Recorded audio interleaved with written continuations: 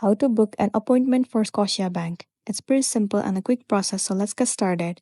Start by heading over to any of the web browser, and then in the search bar, search for Scotiabank. Once you're in the official site of Scotiabank, you have to click on Sign In at the very top of the screen. Now enter your login credential. Once you have entered, click on Sign In. Once you have been signed into your account, it will land you on this home page.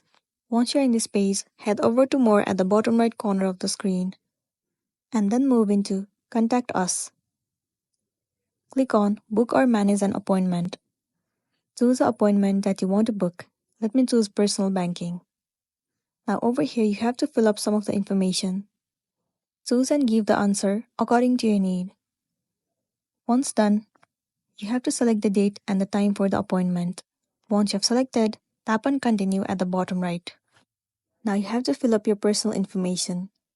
Once you have entered all the information, tap on Continue.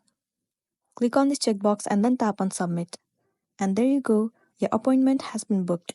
So that's a wrap for this video. If it was helpful, give it a like and check out our next tutorial. Thank you.